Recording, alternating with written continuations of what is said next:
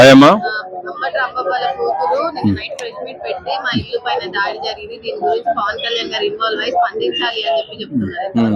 అసలు పవన్ కళ్యాణ్ గారు అసలు ఇందులో ఎందుకు ఇన్వాల్వ్ అవ్వాలని? అదే ఇప్పుడు ప్రత్యేకంగా కులాన్ని కూడా తీసుకొచ్చి మాట్లాడుతుందామె. చాలా ఆశ్చర్యంగా ఉంది. ఎందుకంటే ఈ 10 సంవత్సరాల కాలంలో అంబటి రాంబాబు గారు పవన్ కళ్యాణ్ గారిని ఎన్ని తిట్లు తిట్టారు, ఏ రకంగా విమర్శించారు, ఏ రకంగా క్యారెక్టర్ అసాసినేషన్ చేశారు. ఇన్ని సంవత్సరాలుగా చేస్తున్నా సరే డాడీ ఇది తప్పు, పవన్ కళ్యాణ్ గారిని అనకూడదు, ఆయన నిజాయితీతో రాజకీయం చేయడానికి వచ్చాడు, నిబద్ధతతో రాజకీయం చేయడానికి వచ్చాడు, పేదల పక్షాన్ని నిలబడడానికి వచ్చాడని ఏ రోజన్నా ఒక్కరోజన్నా మాట్లాడడం. ఈవేళ కులం గుర్తుకొచ్చిందా? ఇది ఎంత ఆశాస్పదంగా ఉందంటే మీ కష్టం వస్తే పవన్ కళ్యాణ్ గారు న్యాయం చేయాలా, కానీ దుర్భాషలు ఆడేటప్పుడు మాత్రం జాగ్రత్తగా మాట్లాడాలని కూడా తెలుసుకోకుండా మీ నాన్న మాట్లాడుతున్నాడే. ఈవేళ ఒక ముఖ్యమంత్రి 4 సంవత్సరాల ముఖ్యమంత్రి అయినటువంటి ఆ వ్యక్తిని నోటుకొచ్చిన దుర్భాషలాడి కావాలని రెచ్చగొట్టి, మరి అది చాలక ఇంకా గొడవకు రాకపోతే ఇంటికెళ్ళి ప్రెస్ మీట్ పెట్టి నా ఇంటికాడ నా చేలో ఉన్నటువంటి కుక్కలు కూడా లెక్క చేయని రెడ్ బుక్ అని చెప్పేసి రెచ్చగొట్టి ఆ యువతని గందరగోళ పరిస్థితుల్లో పెట్టి ఈవేళ తన జీవితాన్ని తనే తగలబెట్టుకున్నటువంటి వ్యక్తి అంబటి రాంబాబు. మరి అలాంటి అంబటి రాంబాబు కూతురైనటువంటి నువ్వు ఎప్పుడైనా పవన్ కళ్యాణ్ గారిని విమర్శించినప్పుడు ఏ రోజైనా ఇది కరెక్ట్ కాదు నాన్నగారు అని ఒక్కసారైనా చెప్పావా? ఈవేళ కులం గుర్తు వచ్చిందా తల్లి? సరే, కులం గురించి మాట్లాడుకుందాం. మీ ముగ్గురు అక్క చెల్లెల్లో ఎవరైనా కాపుం చేసుకున్నారా? ఎందుకమ్మా ఈ మాటలు, ఈ చేతగాని పనులు? వాస్తవంగా పవన్ కళ్యాణ్ గారు మీలాంటి అబలల పట్ల, మీలాంటి అభాగినుల పట్ల అండగా ఉండటానికి వేళ రాజకీయాల్లోకి వచ్చారు. ఖచ్చితంగా పవన్ కళ్యాణ్ గారు మీకు అండగా ఉంటారు. అంటే ఇప్పుడు మరి వాళ్ళ నాన్నకి చెప్పిందంట కదా, తను ఏమంటారు, ఇంటి రంగానే మీరు అట్లా మాట్లాడడం తప్పు కాదు నాన్న అని చెప్పేసి నేను అన్నాను. ఇంట్లో బయటికి అంటే ప్రెస్ మీట్ పెట్టి చెప్పలేదు, కానీ నేను ఇంట్లో మాత్రం మా నాన్నకి నచ్చి చెప్పుకున్నాము అని అన్నాను. దాని గురించి 4 గోడల మధ్య మీ నాన్నకి చెప్తే సరిపోదమ్మా. ఈవేళ ఎలాగైతే ప్రెస్ మీట్ పెట్టి చెప్పావో అదే రకంగా మా నాన్నగారు తప్పు చేశారని నువ్వు చెప్పుంటే మీరు అడిగిన దానికి కరెక్ట్ సమాధానం దొరికేది.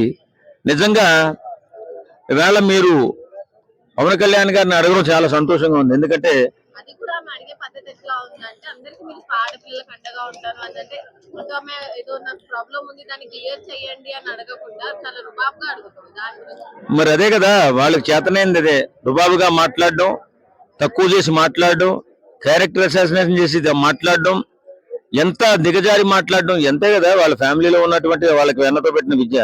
వేరే నాని గాని అలాగే అంబటి రాంబాబు గాని ఇష్టానుసారంగా కనీసం పవన్ కళ్యాణ్ గారి మంచితనాన్ని ఏ రోజన్నా చూసారా? పవన్ కళ్యాణ్ గారు ఇన్ని సేవా కార్యక్రమాలు చేస్తున్నారు. ఈవేళ ఆంధ్రప్రదేశ్ అభివృద్ధిలో ముందుకు వెళుతుందంటే పవన్ కళ్యాణ్ గారి హస్తం మేజర్ హస్తంగా ఉంది. ఎప్పుడైనా అభినందించారా? లేదే. ఈవేళ మీకు కష్టం వచ్చిందని ఆ కష్టాన్ని, ఆ నష్టాన్ని పూడ్చుకోవడం కోసం పవన్ కళ్యాణ్ గారిని చరణ కోరుతున్నారే, తప్పులేదు. ఎందుకంటే ఆయన ఆపద్బాంధుడు కాబట్టి మీకు సహాయం చేస్తాడు కాబట్టి.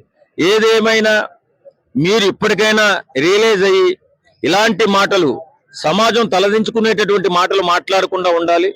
రాజకీయాలు అనేది చక్కటి వాక్చాతుర్యంతో ముందుకు వెళ్ళాలి. ప్రజా సంక్షేమం కోసం మాట్లాడాలి, ప్రజల పక్షాన్ని నిలబడాలి తప్ప ఇలా దుర్భాషలాడుకుని మీ భస్మాసుర హస్తం మీపై పెట్టుకుని మీ ఇల్లు తగలబెట్టుకోవద్దని చెప్పి మనస్ఫూర్తిగా కోరుకుంటున్నాం.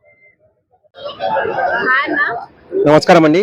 అంబటి రాంబాబు గారి కూతురు మీద నైట్ ప్రెస్ మీట్ పెట్టి పవన్ కళ్యాణ్ వచ్చి మా నాన్న విషయంలో ఇన్వాల్వ్ అయ్యి మాట్లాడాలన్నారు. దాని గురించి ఒక పవన్ కళ్యాణ్ గారే వస్తే సరిపోతుందా మేడం, లేక అమెరికా అధ్యక్షుడు కూడా రావాలన్నా? లేదంటే పాకిస్తాన్ అధ్యక్షుడిని పిలిపించండి, ఆయన అయితే చాలా బాగా చెప్తారు. ఇంకా మీరు చేసే కుట్రని చెప్పేసి మీకు తెలియకుండా ఉందంటే మీరు ఏ లోకంలో ఉన్నారో అర్థం కావట్లేదు. ఇప్పుడు పవన్ కళ్యాణ్ గారు ఎందుకు రావాలని సపోర్ట్ కు? మీ నాన్న చేసింది ఏమైనా మంచి పైన?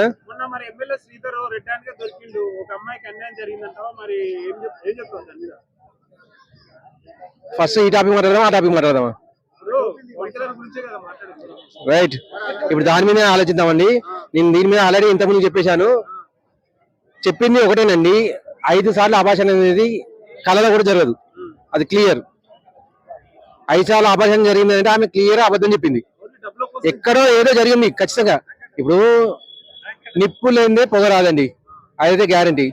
జరిగింది ఏదో, కానీ 5 సార్లు అభాషణ అనేది ఎట్టి పద్ధతి జరగదు. అది డాక్టర్లు కూడా క్లియర్ గా చెప్పారు. ఒక అభాషణ జరిగిన తర్వాత కనీసం సంవత్సరం నుంచి 2 సంవత్సరాల టైం ఉండాలి. సంవత్సరం లోపల మరో అభాషణ జరిగితే 80% చనిపోయే ఛాన్సెస్ ఉంటుంది అమ్మాయి. అది డాక్టర్లు క్లియర్ చెప్తున్నారు. ఏది ఏమైనా కానీ పార్టీ నుంచి హైకమాండ్ నుంచి ఎందుకు స్పందిస్తలేరు అంటారు మరి? జరిగింది ప్రచారం అండి అంతే. జగన్మోహన్ రెడ్డి గారు ప్లాన్ చేశారు, ఆయన పాదయాత్ర అని చెప్పేసి డిక్లేర్ చేశారు. అప్పటి నుంచి స్ప్రెడ్ చేయాలని చెప్పి చూస్తున్నారు. ఏం చేయాలి స్ప్రెడ్ చేయడానికి? పాదయాత్ర అనేది ఎట్లా రావట్లేదు, దాని మీద హైప్ రావట్లేదు.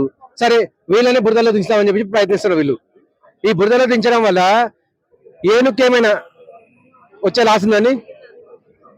బురద జల్లినంత మాత్రమే కమలానికి అయితే అంటుకోదు, కుక్కలు మరినంత మాత్రమే ఏనుక్కు లాస్ అయితే లేదు. అవి రెండు కూడా తన స్వచ్ఛత తన బయలుదేరుతూనే ఉంటాయి, వాటి పని అవి చేసుకుంటూనే ఉంటాయి. మరి ఇప్పటి వరకు ఎట్లుంది కుటుంబ ప్రభుత్వం కానీ ఎట్లుంది? చాలా బాగా పనిచేస్తున్నారు. కుటుంబ ప్రభుత్వం గురించి మాట్లాడే అవసరం లేదు, వాళ్ళు సహాయిగా వాళ్ళ పని చేసుకుంటున్నారు. ప్రజలు మీకు కూడా చెప్పేది ఒకటేనండి, వాళ్ళని డిస్టర్బ్ చేయకండి, వాళ్ళ పని వాళ్ళు చేసుకుంటున్నారు. వీళ్ళు అనేది మరుగుతూనే ఉంటారు, మరగనివ్వండి వాళ్ళని. మరి తిరుపతిలో లడ్డుల కల్తీనే కలుపుతున్నారు అనేసి ఆ మధ్యలో బాగా ప్రచారం చేశారు. మరి కోర్టు కూడా క్లీన్ చీట్ ఇచ్చింది కదా, కలవట్లేదు అనేసి మరి ఏమంటారు? కోర్టు క్లీన్ చీట్ ఇవ్వడం అని చెప్పేసి హాస్యాస్పదం అండి. మీకు సరిగ్గా ఆ మాట అనేది క్లీన్ చీట్ ఇచ్చింది. లేదు. కోర్టు అనేది వాళ్ళకి చెప్పింది ఒకటే, ఇందులో నెయ్యి లేదు అనిపించి ఏదైతే సిట్టింగ్ కూర్చుందో వాళ్ళు నెయ్యి లేదు, నెయ్యి కాదు అని చెప్పేసి, కల్తీ కాదు, నెయ్యి లేదు, నెయ్యే కాదు అని చెప్పి క్లియర్ చెప్పారు. అంటే అది కల్తీ అని చెప్పేసి, అక్కడ కల్తీ అని చెప్పి జరిగింది, అక్కడ కల్తీ జరిగింది కాబట్టి కల్తీ అని చెప్పి శిక్ష అనేది పడుతూనే ఉంటది. దానికోసమే ఆంధ్రప్రదేశ్ లో లేకుండా బెంగళూరు దాక్కుంటారు. ఆయన వచ్చి మాట్లాడింది పవన్ కళ్యాణ్, చంద్రబాబు నాయుడు కాదండి, జగన్మోహన్ రెడ్డి గారు. నేను చేసింది కల్తీనే, నాకు ఈ శిక్ష వేయండి అని చెప్పి మాట్లాడమనండి. కనీసం మారాడని చెప్పేసి ప్రజలు నమ్ముతారు. Thank you.